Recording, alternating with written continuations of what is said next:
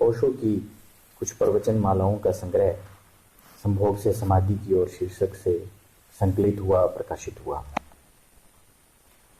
और इस शीर्षक ने एक बात साफ कर दी कि जैसे ओशो स्वयं एक विद्रोही स्वभाव के हैं, अब उनके साथ वही लोग चल पाएंगे जो इस तरह का स्वभाव रखते हैं।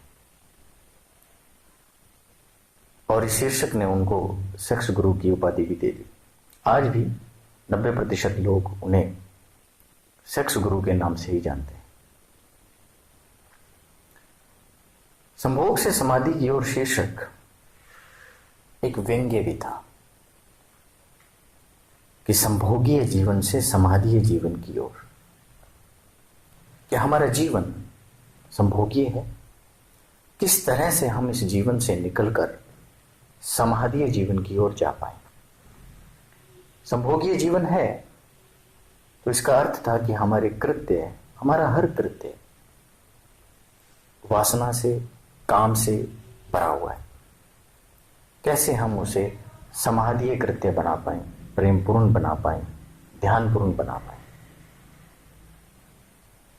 लेकिन लोगों ने इसे मैथुन से समाधीय जीवन की ओर समझा। यदि आप मैथुन से समाधीय जीवन की ओर बात करेंगे तो उसका अर्थ है कि हम सेक्स करते हुए किसी विधि का प्रयोग करें और समाधि को प्राप्त हो पाए।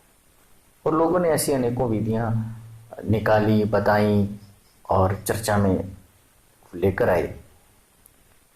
पर जहां तक मेरी समझ थी वो ये कहती है कि ये बात विधि की नहीं, समझ की ज्यादा है। अगर समझ आ जाए तो फिर विधियां बनाई जा सकती हैं। इसका शीर्षक मैथुन से समाधीय जीवन नहीं था, इसका शीर्षक संभोग से समाधि की ओर। और संभोग अपने आप में एक बहुत बड़ा शब्द है, एक बहुत बड़ी कला है। ओशो को सेक्स गुरु ना कहकर संभोग गुरु कहा जा सकता था, क्योंकि उन्होंने संभोग और समाधि में कोई अंतर नहीं बताया। संभोग जहां समाधि का क्षणिक अनुभव की घटना है, वहां समाधि स्थायी अनुभव की घटना है। इसलिए उन्हें कहा जा सकता था संभोग गुरु। वो एक ऐसे संभोग की बात कर रहे थे जिसमें हम उस अनुभव को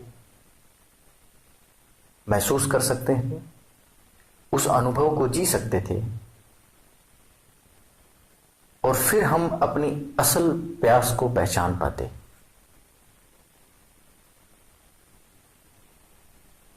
ओशो ने उसी प्रवचन माला में उपनिषद के एक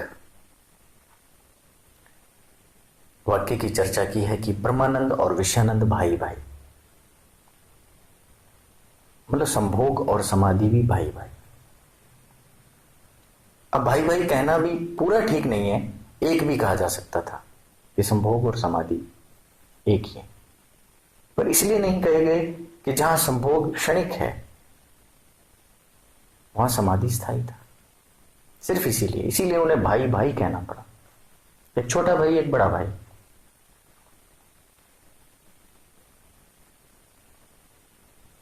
यदि हम इस शीर्षक को ही समझ पाए तो ही हम इस पूरी प्रवचन माला में उतर सकते थे और बदलाहट महसूस कर सकते थे।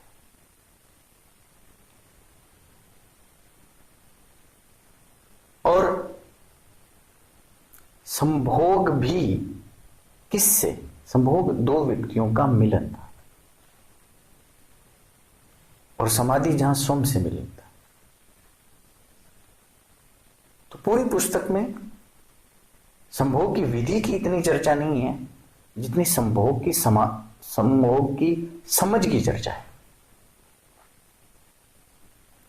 और मैं इस पुस्तक पर जो अपनी समझ रखता हूं उस पर मैं वो बात कहना चाहता हूं।